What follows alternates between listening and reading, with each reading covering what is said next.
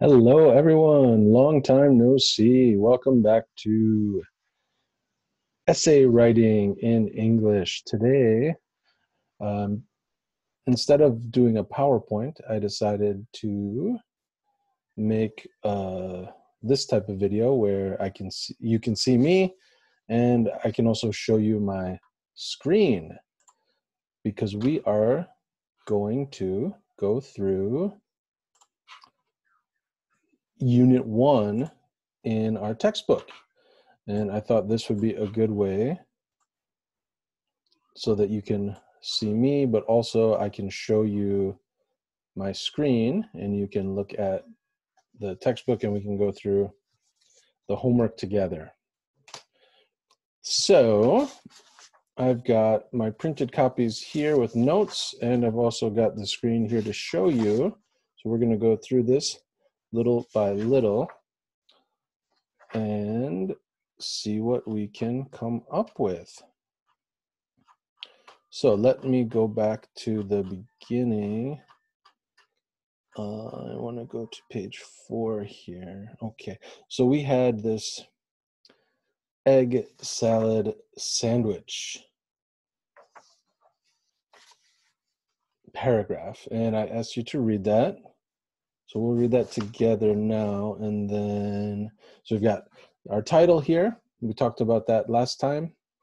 You want your title to be short and descriptive. It should describe what's coming in the paragraph. It should not be a full sentence. So we have here an easy sandwich. So we know we're going to be reading about a sandwich, and it's not a full sentence, so I'm happy with that. We also said that paragraphs should be indented, and we have our indentation right here. So that's looking good. And so here we go. An egg salad sandwich is one of the easiest and most delicious foods to make for lunch. First, boil 2 eggs for 5 minutes. Take them out of the water and let them cool off. Next, peel away the shells and put the eggs into a bowl. Use a fork to mash them up very well. After that, add 3 tablespoons of mayonnaise. Add salt and pepper to taste. Mix these ingredients well. Put the egg salad in the refrigerator for at least 30 minutes. Just before lunch, spread the egg salad on bread and enjoy your creation. Okay, and on the next page, it asks you to say what the main purpose of the paragraph is. So what did you get for that? What's the main purpose? Why did the writer write this paragraph? And of course, the reason is to explain how to make an egg salad sandwich. That is the reason the writer wrote this paragraph. I asked you to skip number 2, so that's fine. And then for number 3, I asked you to write down steps for a recipe that you know how to make. Okay, moving along. We read about the first flight here. My first flight. So the writer here is talking about the first time he or she went on an airplane. I'm not going to read that for you. You can read that on your own. And down below here, you were supposed to write 2 more questions related to plane travel. So it says here, almost everyone has traveled by plane. Can you remember your first flight? Write 3 questions to ask a classmate about his or her first flight. So the first one they did for you, what do you remember about your first flight? There are many options here. I wrote down a couple of my own questions. I wrote, where did you go on your first flight? In my case, I flew from Chicago to Brussels, Belgium. That was my first flight. Another question I wrote down was, how did you feel before your first flight? You could also ask, how did you feel after your first flight? Okay, so let's move along here. Let's see, we talked about the 4 features of a paragraph. Again, topic sentence, supporting sentences that are related to the topic, indentation of the first line, and a concluding paragraph, or concluding sentence rather, that ties it all together. So we're going to analyze this next paragraph together about kids and pets. Do you have a pet? I know some of you have pets. I have a pet dog. We used to have pet fish. We had 2 fish. They lasted 1 night, and the next morning they were both dead. Not sure what happened. I think the water was too cold or for them, and they didn't make it. So our dog is still alive, so I'm happy about that. All right, let's look at this paragraph, kids and pets. So it says here, at some point, most parents have to decide whether or not to allow their children to have pets. Some parents believe that pets teach children a sense of responsibility because children have to learn how to take care of their pets. In addition, many parents believe that pets can be fun for the family. Pets can also help children become more compassionate because children will develop a special bond with their pets. On the other hand, some parents are afraid that their children might hurt the animals or that these animals might hurt the children. Cats are good pets, but I do not like it when they shed hair on the furniture. Often these parents do not allow their children to have any kind of pet. Other families do not have the extra time or money that pets require. In brief, although many children want a pet, parents are divided on this issue for a number of significant reasons. Okay, so our questions, we're going to analyze now. We're going to look in detail at this paragraph, see what's good about it, and also what's maybe not so good about it, because it has some problems. It's definitely not a perfect paragraph. So let's look at number 1. So what is the main idea of this paragraph? The main idea. Oh, look here, can we? Oh, look at that. Oh, never mind. I was hoping I could write on that, but anyway. All right, so the main idea, we're going to go back to the first sentence. It says, at some point, most parents have to decide whether or not to allow their children to have pets.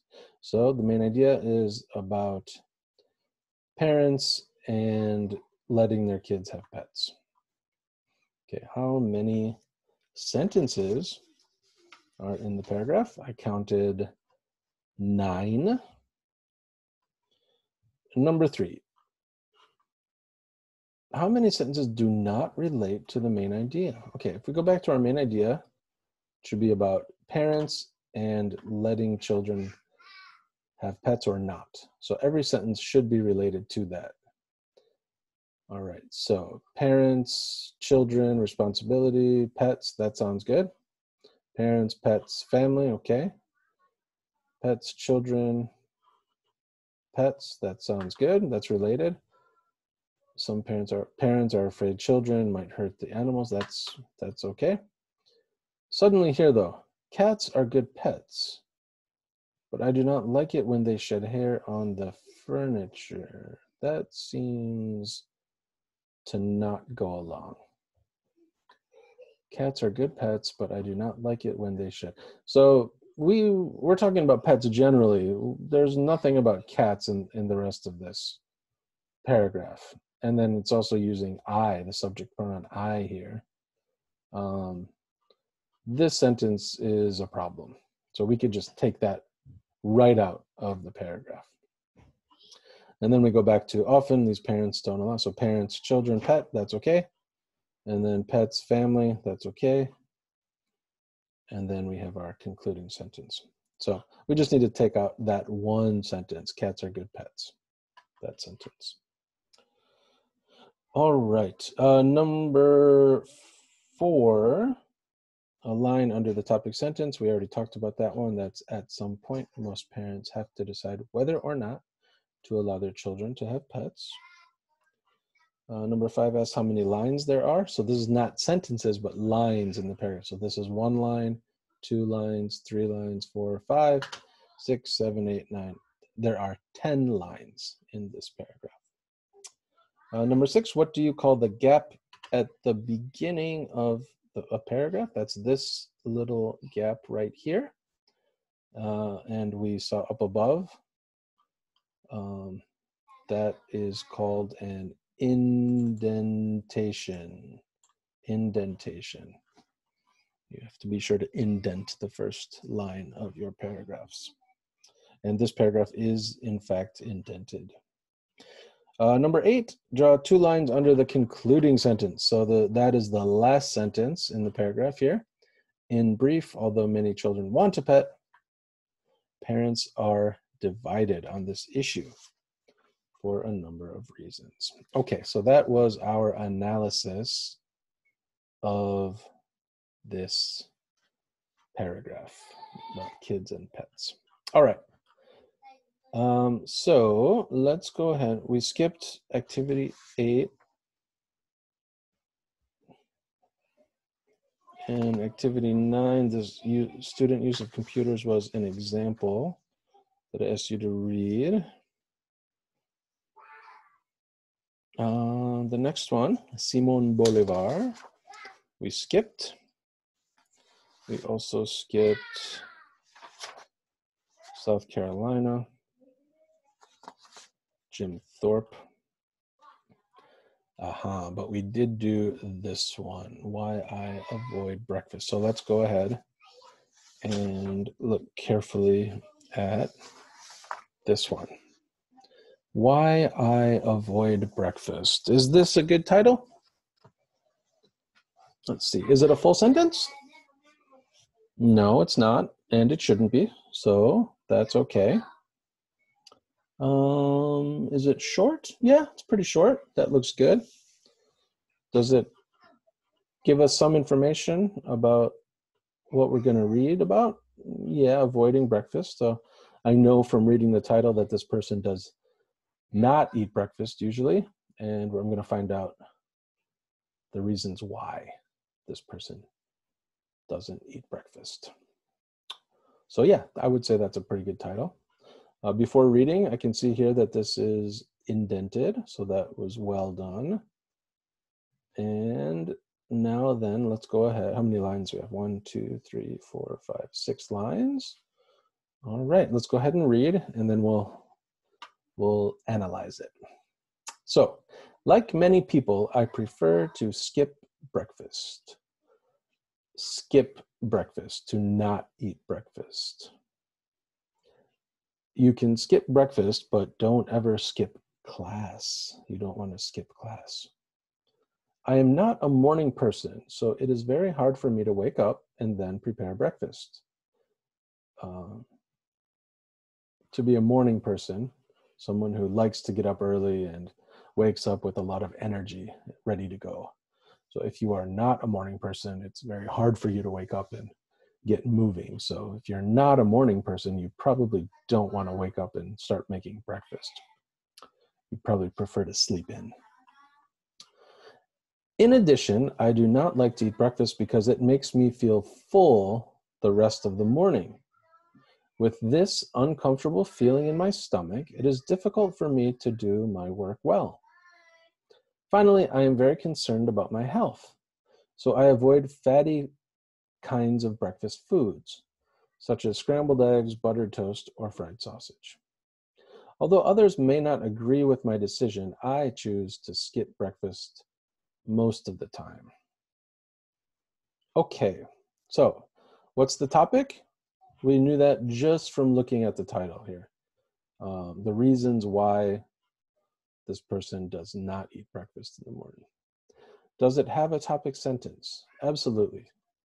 Like many people, I prefer to skip breakfast. We know that every sentence that follows is going to be giving a reason why this person skips breakfast.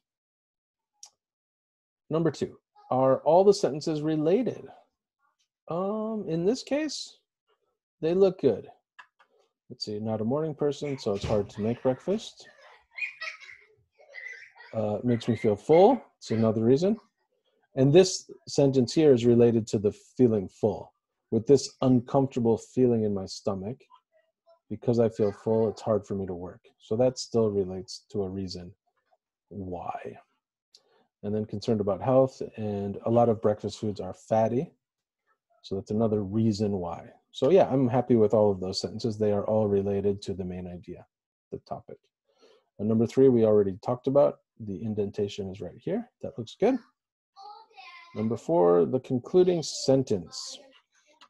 Do you think the author might change his opinion about skipping breakfast in the future? Why or why not? Okay, let's go back to this concluding sentence. Although others may not agree with my decision, I choose to skip breakfast most of the time. That wording, most of the time. Does this person skip breakfast every day? No. Usually he skips breakfast most of the time. So that makes me think that perhaps in the future, he might change his opinion. Maybe he'll become a breakfast eater sometime in the future. Okay, so that covers that paragraph. And then we're going to go over one more of these in detail. And then we will look at some writing practice that I would like you to do for your assignment for next time. Again, we'll be staying in Unit 1 this week. Unit 1's very long, several pages. So I think it's better for us to take 2 weeks to go really deep with it to make sure you get a lot out of it. I don't want to just rush from topic to topic to topic. I want you to have more time to really get deep with this material. So if you look at the picture there, we can see we've got a teacher and a class. This paragraph will probably be about teaching or learning. Let's see. So we've got our title, my first class as a teacher. Okay, good title. Let's see, it's not a full sentence, so that's good. Does it give us information? Yeah, so this person's a teacher telling us about the first time he taught a class. Okay, so I'm happy with that title. All right, so I can still remember a small incident that helped me relax on my first day of teaching many years ago. So that's our topic sentence. We can expect that all of the following sentences will relate back to this. So it's going to be about the first day of teaching. It's going to be about an incident, so a small event that happened. And all of the sentences should relate back to this teacher and his first day of teaching and this small event that happened that day. I was 23 years old at the time, and I had just graduated from college. So first day, that's related, talking about the teacher. The practice teaching that I had done for 6 weeks was very different from teaching my own class. Okay, so he's setting up kind of a background. So he had done some practice teaching, and now he's talking about real teaching in his own class. When I walked into the room, I was very nervous. Okay, first day, nervous, that relates. I carefully put my books down on the desk. Then I heard a girl say something in Spanish to another classmate. I speak Spanish, so I understood her perfectly when she told her friend to look at my hands. She said, "Look how his hands are trembling." And she was right. I was wearing a new watch that day too. Neither of the two girls knew that I could understand Spanish. When I smiled a little, the first girl started to laugh because she realized at that moment that I understood Spanish. It seems like such a silly thing now, but the humor of the incident really helped me relax on the first day of my career. Okay, that's a nice little paragraph there. So topic sentence, again, that's the first sentence. I can still remember a small incident that helped me relax on my first day of teaching many years ago. Okay, now, number 2, are all the sentences related to the topic? As I was reading, there was one sentence that did not seem to fit very well. I wonder if you noticed it. Can you guess?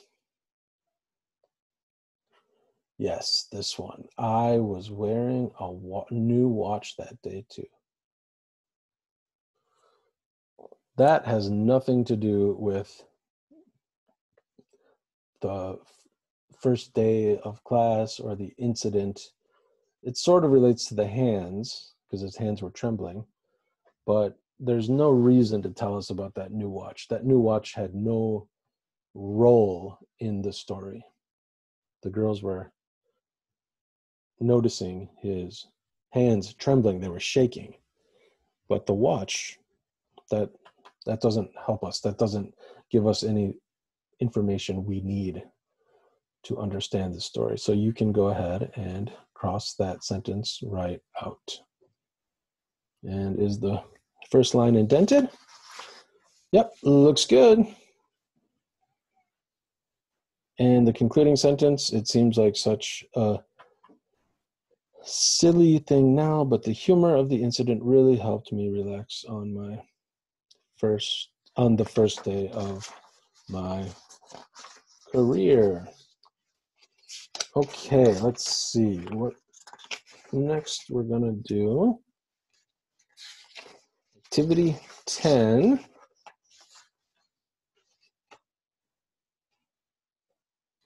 Before we do that, let's compare a couple of things here. If you look at number 5 down here, it says sometimes keywords or phrases appear in both the topic sentence and the concluding sentence. What words are repeated in both the topic and concluding sentences of this paragraph? Okay, this is useful. Think about your topic sentence and your concluding sentence as a sort of mirror. Not exactly a mirror, but a sort of mirror. They should be similar to each other, but they shouldn't be the exact same. And you don't want to use the exact same words in both sentences. So let's see what the writer did with this here. So I can think about the keywords in the topic sentence. I can still remember a small incident. That's an important word, a small incident that helped me relax. Okay, relax is important. And on my first day of teaching. Okay, so first day, relax, incident. Let's see. It seems like such a silly thing now. So a small incident, a silly thing, that kind of mirrors a small incident. But the humor of the incident, so we got those words again, incident, really helped me relax. First day of teaching was changed here to first day of my career. So the writer here did a pretty good job of mirroring his topic sentence without repeating the exact same language. Used a couple of the words again, like incident and relax, helped me relax. But overall, that was pretty well done.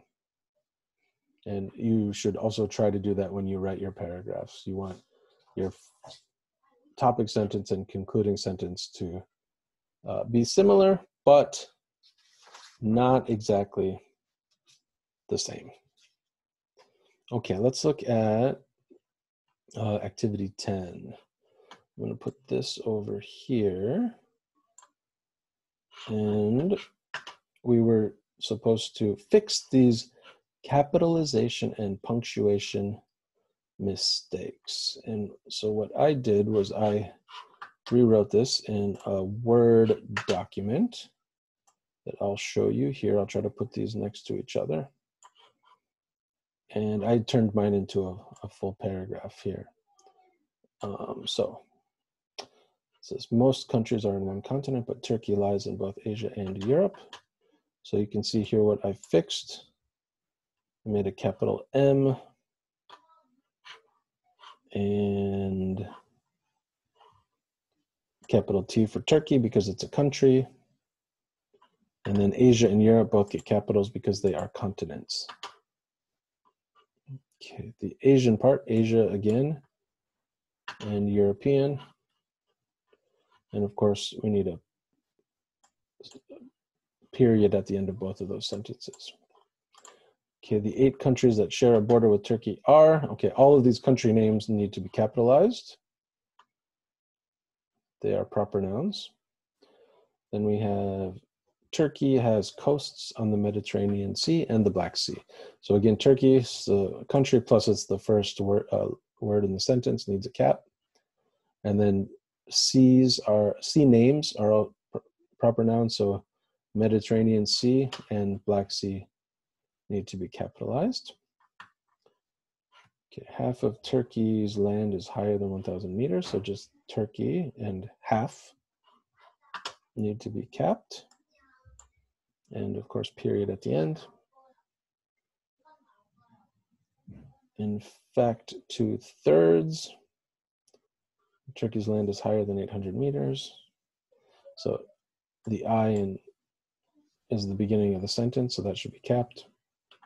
And then Turkey again. And finally, cap that. Of course, Turkey.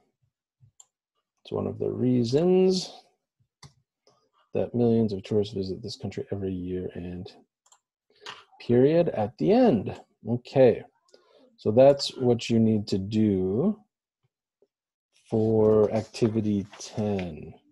Making sure you capitalize the first word in the sentence, any proper nouns,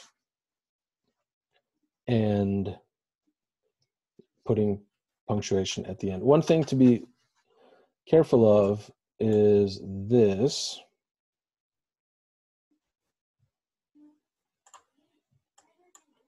Mediterranean Sea, this whole thing is a proper name. So make sure you capitalize both the M and the S. Same thing here with Black Sea. Sea is part of the name, okay, Black Sea. So you need to make sure to copy both. Now, if I just wrote something like this, the sea is deep, that sea is not a proper name, so it does not need to be capitalized. If I change that though to the Caspian Sea, then I do need to cap that because that's part of the name of the sea. So be aware of that. Okay. Let's see what else we had. Get rid of this. Oh, let's save that. Okay. All right, let's skip to the vocabulary because that was important. That's on page 26. Here we go. Okay. So we had to circle the word or phrase that's most closely related to the one over here. So ingredients, in Korean, that's jejo, and that would go not for a suitcase, but for a recipe. So talking about food that you make, something that you make. A term is another word for a word. Excuse me. To require means to need something. What do you need? What do you require? For example, this course requires a lot of writing because it is an essay writing course. A detail is a specific idea, a small idea, a small and very specific idea. Catchy means that people like it. If this is especially commonly used with music. So a catchy song. Gangnam Style was a very catchy song. To state is another way to say to say. Allow is to let, so giving permission. To spread is to move.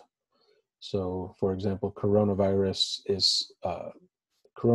has spread all around the world now. It did not stay in one place. It started in China, but it has spread throughout the world. Trembling means very afraid or nervous. To be concerned is to be worried. For example, at the end of the semester, many students are concerned about their grades. Blind means you cannot see. An achievement is something good. So getting all A's in your classes is a wonderful achievement. A pattern is something that repeats itself. So for example, A1, B2, C3, D4. This is an example of a pattern.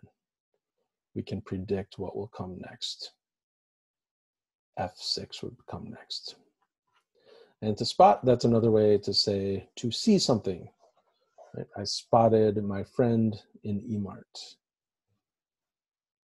All right, and then for the collocations, we have in brief.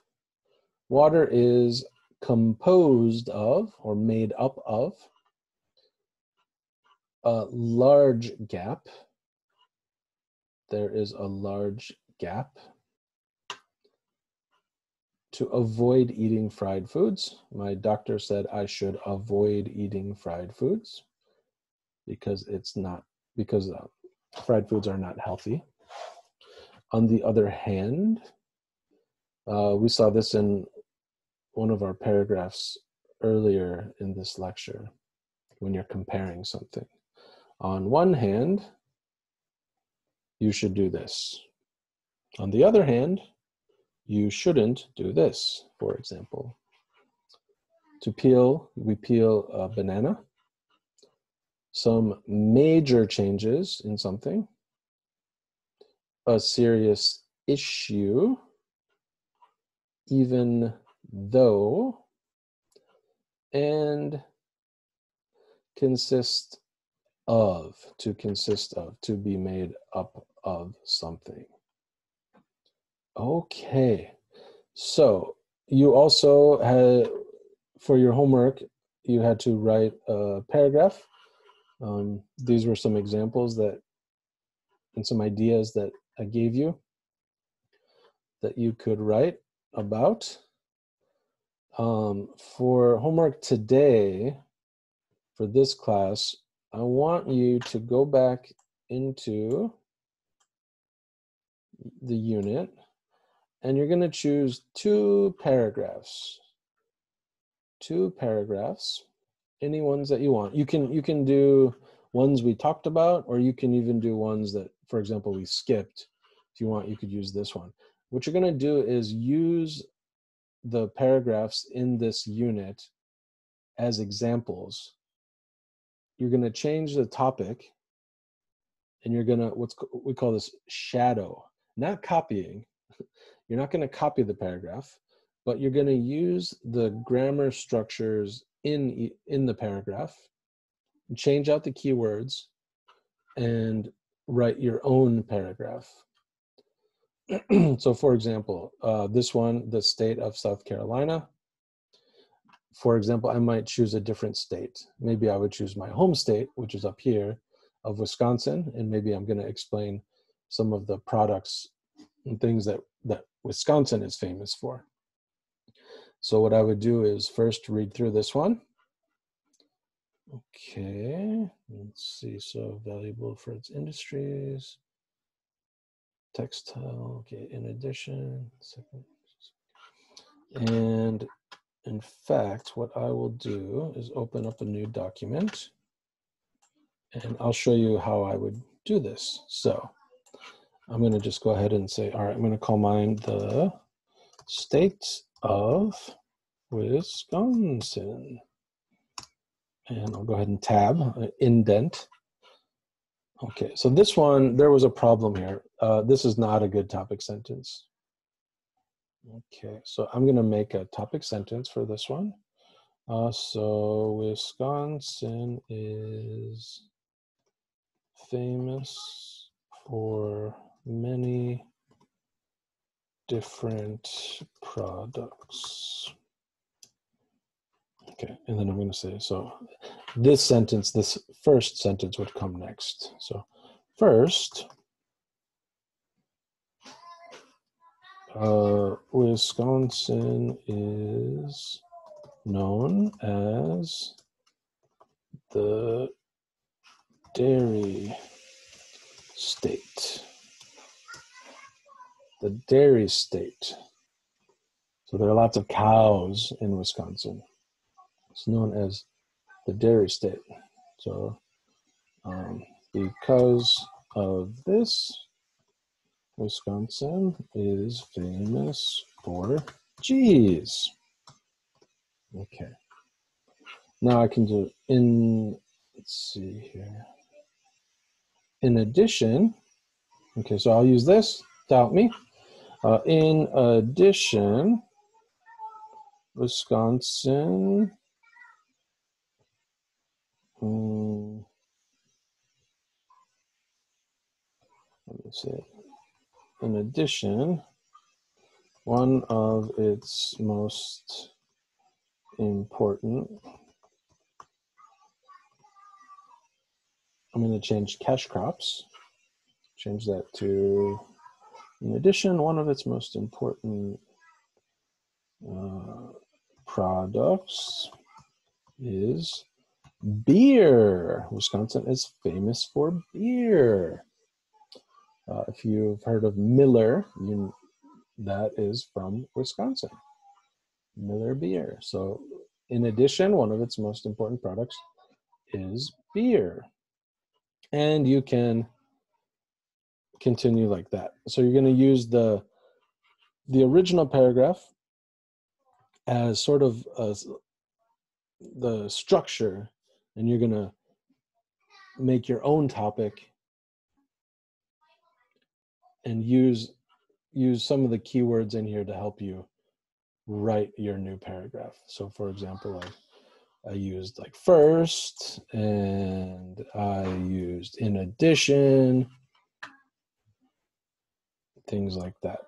So this is just one. You don't have to use this paragraph. If you want, you can use a different one. This is, I'm gonna not save that. You could use this one. You could, and you don't have to talk about a state. You could talk about Korea if you want, the country of South Korea.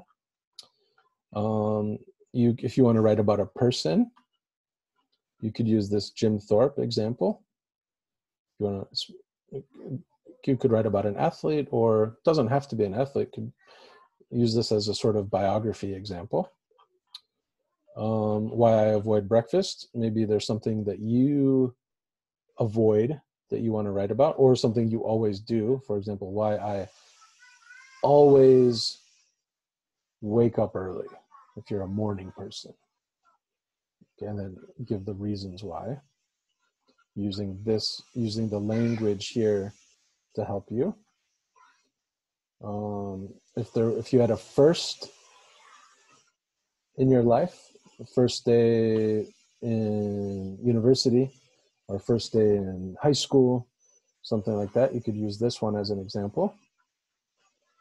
If you want to write about a country, geography of a country, you could change out Turkey and rewrite that one. And I think